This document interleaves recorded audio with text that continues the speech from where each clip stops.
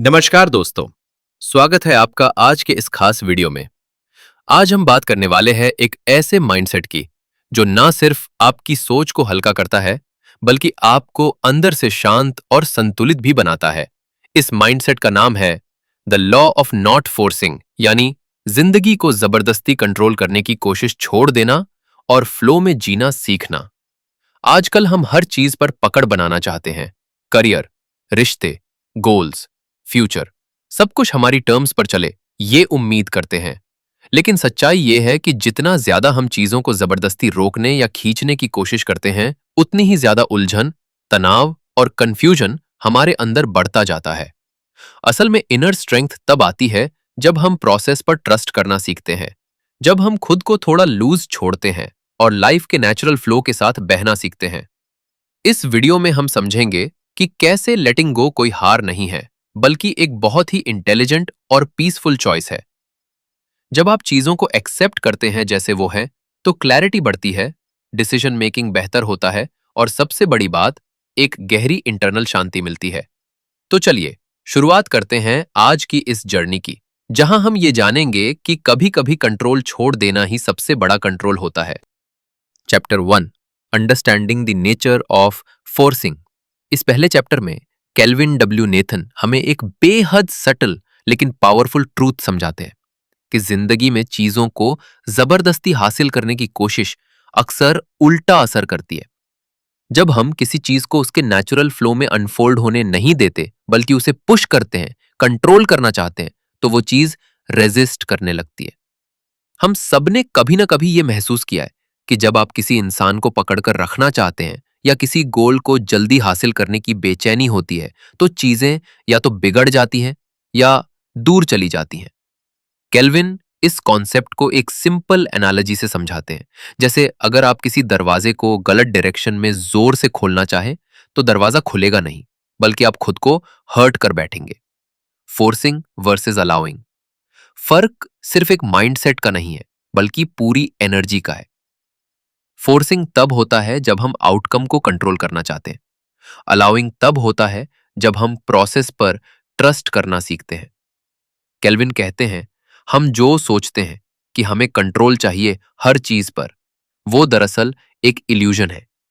जिंदगी inherently unpredictable है और मैच्योरिटी तब आती है जब हम अनसर्टेनिटी के साथ कंफर्ट में रहना सीखते हैं। जब आप किसी रेजिस्टेंस के खिलाफ और ज्यादा पुश करते हैं, तो रेजिस्टेंस और बढ़ता है, चाहे वो किसी इंसान के साथ हो, कोई चैलेंजिंग सिचुएशन हो या आपके अपने अंदर की इमोशंस हो। फोर्सिंग चीजों को और कॉम्प्लेक्स बना देता है। एक पावरफुल एनालॉजी दी जाती है। अगर आप किसी पौधे की ग्रोथ तेज करने के लिए उसकी जड़ों को खींचे, तो क्या वो बड़ा होगा? नहीं, उल्टा वो कमजोर हो जाएगा, मर भी सकता है। वैसे ही हैबिट बनानी हो, रिलेशनशिप हील करना हो या इमोशनल पेन से निकलना हो, वहां जरूरत होती है पेशेंस की और अलाइंड जेंटल एक्शन की। केल्विन ये नहीं कहते कि कोशिश करना गलत है, वो ये कहते हैं कि अनकॉन्शियस डेस्परेट एफर्ट गलत है। एफर्ट होनी चाहिए, लेकिन वो आपकी सोच, आपकी एनर्जी और लाइफ के नेचुरल रिदम के साथ अलाइन होनी चाहिए। फोर्सिंग उस कोशिश की तरह है जैसे आप किसी तेज बहती नदी के खिलाफ तैरने की जिद करें। लेकिन असली विजडम तब आती है जब आप उस बहाव को ऑब्जर्व करते हैं, समझते हैं और उसी के साथ मूव करते हैं। इस चैप्टर की कोर लर्निंग ये है कि जब हम आउटकम्स को जबरन कंट्रोल करना चाहते हैं, तो हम रेजिस्टेंस क्रिएट करते हैं। अलाउइंग कोई हार नहीं है, बल्कि ये डीप ट्रस्ट और अवेयरनेस का एक्सप्रेशन है। हर चीज का अपना समय होता है और उसे जबरदस्ती खींच कर लाना उसकी नेचुरल टाइमिंग को बिगाड़ सकता है। अब हम बढ़ते हैं चैप्टर 2 की ओर, जहां हम समझेंगे कि ईज क्या होता है और कैसे बिना जबरदस्ती किए भी आप शांत, क्लियर और पावरफुल एक्शंस ले सकते हैं, जो ना सिर्फ एफर्टलेस लगते हैं, बल्कि डीपली इफेक्टिव भी होते हैं। Chapter 2, the flow over force. इस अध्याय में केल्विन डब्ल्यू नेथन हमें एक गहरी बात समझाते हैं कि असली सक्सेस और इनर पीस तब मिलती है जब हम जिंदगी को जबरदस्ती चलाने की कोशिश नहीं करते, बल्कि उस नेचुरल फ्लो के साथ चलते हैं जो ऑलरेडी हमारे लिए अनफोल्ड हो रहा होता है। फोर्सिंग यानी जब हम किसी चीज को हैपन कराने की जिद पर अड़ जाते हैं, चाहे वो रिलेशनशिप हो, करियर गोल हो या कोई रिजल्ट, चाहे वो उसके लिए सही टाइम हो या नहीं। लेकिन फ्लो का मतलब है जिंदगी के उस रिदम को रिकॉग्नाइज करना जिसमें चीजें ऑर्गेनिकली इवॉल्व होती है। जब हम जबरदस्ती करते हैं तो हम रियलिटी से डिस्कनेक्ट हो जाते हैं। हम अपनी एक्सपेक्टेशंस को एब्सोल्यूट मान लेते हैं और जो है उसे एक्सेप्ट नहीं करते। इससे होता क्या है, हम एंग्शियस हो जाते हैं, फ्रस्ट्रेटेड रहते हैं और अंदर से कॉन्स्टेंटली डर में जीते हैं, कहीं जो मैं चाहता हूं वो मिल ना जाए। इसके उलट जब हम फ्लो को अपनाते हैं तो लाइफ लाइट लगती है, एफर्टलेस लगती है, क्योंकि अब हम अलाइंड होते हैं, ना खुद को पुश कर रहे होते हैं ना दुनिया को। जैसे नदी, उसे अपने रास्ते से जबरदस्ती नहीं करना पड़ता, वो बहती है और रास्ता खुद बनता चला जाता है। एक रियल लाइफ सिचुएशन सोचिए, आपने किसी जॉब इंटरव्यू में अच्छा परफॉर्म किया, लेकिन अब आप बार बार एचआर को कॉल कर रहे हैं, अपडेट मांग रहे हैं, रेस्टलेस हो रहे हैं। ये है फोर्सिंग की एनर्जी, जहां ट्रस्ट नहीं है, बस फियर है। लेकिन वही आप अगर कामली वेट करते हैं, अपने एफर्ट्स पर ट्रस्ट रखते हैं, तो आप फ्लो में होते हैं। और यही एनर्जी अक्सर सिलेक्शन की वजह बनती है, क्योंकि उसमें डेस्परेशन नहीं, कॉन्फिडेंस होता है। केल्विन कहते हैं, let go of control, embrace the current. कई बार जरूरी होता है थोड़ा रुकना, थोड़ा ऑब्जर्व करना, ना एक्शन ना रिएक्शन, बस फील करना। क्योंकि माइंड हमेशा कंट्रोल करना चाहता है, लेकिन लाइफ कंट्रोल से नहीं, कनेक्शन से चलती है। जिंदगी एक सिम्फनी की तरह होती है, उसे मैनेज नहीं किया जाता, उसे महसूस किया जाता है। इस अध्याय की कोर सीख यही है, जितना ज्यादा तुम जिंदगी को पकड़ने की कोशिश करोगे, वो उतनी ही दूर जाती है। लेकिन जैसे ही तुम रिलैक्स करते हो, ट्रस्ट करते हो, वही जिंदगी तुम्हारे लिए रास्ता बना देती है। Stop resisting, start receiving. अब आगे बढ़ते हैं चैप्टर 3 की ओर, जहां हम समझेंगे कि जब हम जबरदस्ती करना छोड़ देते हैं तो यूनिवर्स सटल साइंस कैसे भेजता है और कैसे साइलेंस, मौन हमारी सबसे सच्ची गाइड बन सकता है। इस चैप्टर में केल्विन डब्ल्यू नेथन हमें एक बहुत सटल लेकिन पावरफुल बात सिखाते हैं कि जिंदगी को कंट्रोल करने की जगह अगर हम उस पर ट्रस्ट करना शुरू करें तो लाइफ खुद हमें वहां ले जाती है जहां हमें सच में होना चाहिए। लेटिंग लाइफ लीड का मतलब है रिजिस्ट मत करो, अलाउ करो और उस इनर वॉइस को सुनो जो हमेशा सॉफ्टली गाइड कर रही होती है। जब हम जिंदगी को खींचने की कोशिश करते हैं तो वो अकड़ जाती है, लेकिन जब हम थोड़ी देर रुकते हैं, ऑब्जर्व करते हैं और धीरे धीरे सरेंडर करते हैं, तो वही जिंदगी एक रास्ता बन जाती है। केल्विन कहते हैं, life has a rhythm, you either dance with it और फाइट इट एंड फॉल। यानी जिंदगी की अपनी एक लय होती है, या तो उसके साथ नाचो या उससे लड़ो और थक के गिर जाओ। इमेजिन करो, तुमने एक इंपॉर्टेंट इंटरव्यू की पूरी तैयारी की थी, लेकिन रिजल्ट नहीं आया। कुछ दिन बाद एक पुराना दोस्त कॉल करता है और एक दूसरी अपॉर्चुनिटी हाथ लग जाती है, जिसमें इंटरव्यू की जरूरत ही नहीं। यह सब तब हुआ जब तुमने रेजिस्टेंस छोड़ दिया और लाइफ को लीड करने दिया। इसका मतलब यह नहीं कि एफर्ट नहीं करना चाहिए, मतलब यह है कि एफर्ट अलाइंड होनी चाहिए, ना कि ईगो ड्रिवन कंट्रोल से भरी हुई। कई बार जो डिले होता है वो कोई पनिशमेंट नहीं होता, बल्कि एक डिवाइन रीडायरेक्शन होता है। लाइफ का पाथ सीधा नहीं होता, लेकिन वो हमेशा मीनिंगफुल होता है अगर हम उसके सिग्नल्स को सुनना सीखें। इस चैप्टर की कोर बात है, अगर आप किसी चीज को फोर्स कर रहे हो और फिर भी वो नहीं हो रही, तो हो सकता है लाइफ आपको किसी और डायरेक्शन में जेंटली पुश कर रही हो।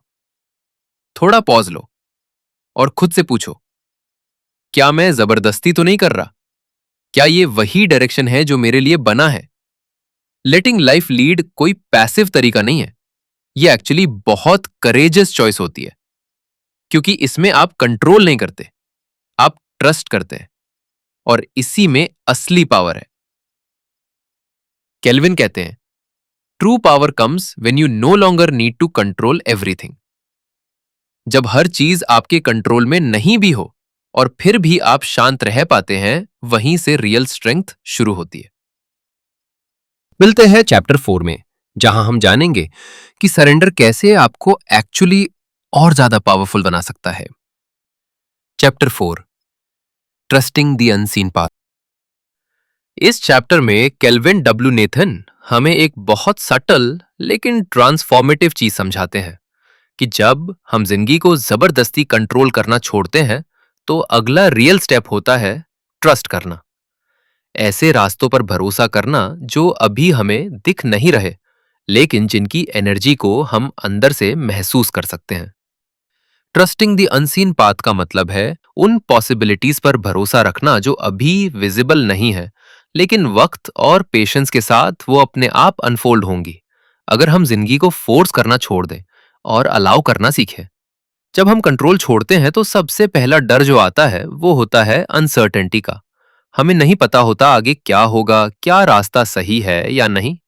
लेकिन केल्विन कहते हैं ग्रोथ हमेशा अनसर्टेनिटी से ही शुरू होती है। जब रास्ता दिखता नहीं, इसका मतलब ये नहीं कि रास्ता है ही नहीं।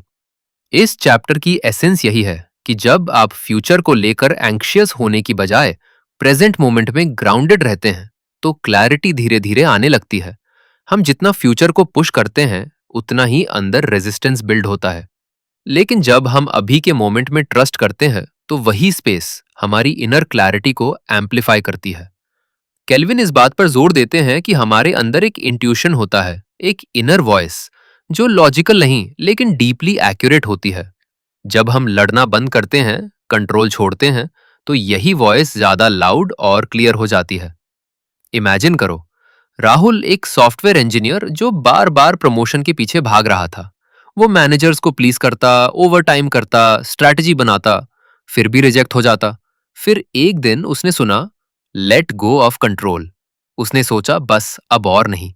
अब वो सिर्फ अपने काम और माइंडसेट पर ध्यान देगा, आउटकम को पुश नहीं करेगा।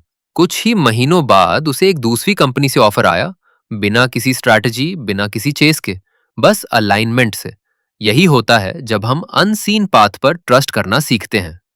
केल्विन हमें याद दिलाते हैं जब सब कुछ धुंधला लगे, जब समझ ना आए कि क्या करें, तो भी एक सटल गाइडेंस काम कर रही होती है। जो रास्ता अभी क्लियर नहीं है, शायद वही तुम्हारे लिए सबसे सही हो। बस थोड़ा भरोसा रखो, थोड़ा रुको और आगे बढ़ते रहो। तो दोस्तों, ये था the law of not forcing audio book का पार्ट 1, जहां आपने जाना कि जब हम जिंदगी को जबरदस्ती चलाना छोड़ देते हैं तो धीरे धीरे हमारे अंदर एक शांति, क्लैरिटी और बैलेंस पैदा होने लगता है। हमने समझा कि फोर्सिंग करने से एनर्जी लीक होती है और जब हम फ्लो को अपनाते हैं तो जिंदगी आसानी से चलने लगती है, बिना किसी कॉन्फ्लिक्ट के। कंट्रोल छोड़ना कोई हार नहीं है, बल्कि ये उस भरोसे की निशानी है जो अंदर से आता है। दोस्तों, नेक्स्ट पार्ट और भी इंपॉर्टेंट है क्योंकि उसमें हम बात करेंगे रिसीविंग मोड की। यानी जब आप सिर्फ कोशिश नहीं करते बल्कि जिंदगी से मिलने वाली चीजों को खुले दिल से एक्सेप्ट करना भी सीखते हैं। अगर आपने अभी तक चैनल सब्सक्राइब नहीं किया है तो जरूर कर लीजिए ताकि पार्ट 2 सबसे पहले आप तक पहुंचे। वीडियो अच्छा लगा हो तो लाइक करें और नीचे कमेंट में बताइए कि आपको इस पार्ट में सबसे ज्यादा क्या वैल्यूएबल लगा। मिलते हैं जल्दी ही the law of not forcing part 2 में। तब तक के लिए फ्लो करो, फोर्सिंग नहीं।